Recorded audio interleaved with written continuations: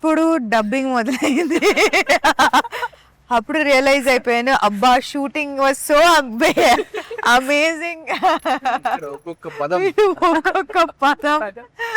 So yeah, అది realise అయ్యింది. Actually అంత గ్యాప్ లేదండి మాకు అందరికి. ఒక పని అయిపోయిందని అనుకుని లేదు, అది అయిన వెంటనే ఒకటి అయిన వెంటనే ఒకటి. So it was short span లో చేశాం కదా. సో రాజు గారు, మీ తెలుగు చాలా బాగుంటుంది కదా, ఇబ్బంది పడుతున్నాను అంటున్నారు, మీరేం హెల్ప్ చేయలేదా డబ్బింగ్ లో? కూర్చోబెట్టి తిరుపతి భాష నేర్పించాం.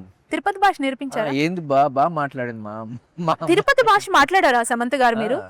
ఒక్కసారి మాట్లాడొచ్చుగా మా కోసం, మీ ప్రేక్షకుల కోసం. మళ్ళీ వచ్చినావా? ఎవర్రా నువ్వు?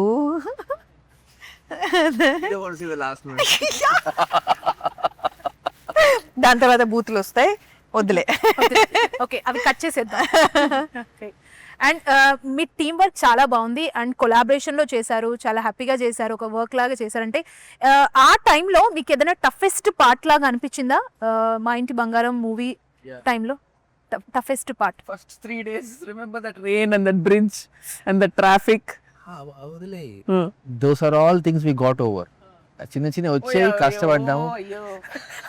అరే ఓ అని వస్తుంది ఒక మెమరీ, పెయిన్ఫుల్ మెమరీ వస్తుంది. అది చెప్పండి. వద్దులేండి, మంచి ఒక రిలీజ్ కి ముందు మంచి హాయిగా మాట్లాడుకునేటప్పుడు కష్టాల గురించి మాట్లాడకూడదు. అండ్ ఆడియన్స్ కి మన సినిమా కష్టాలు సినిమా అయ్యాక చెప్పాలి.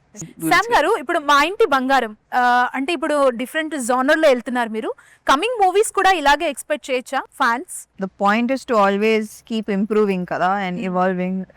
ప్రతిసారి the audience needs to get something new from a film. So I hope that మా ఇంటి బంగారం delivers that.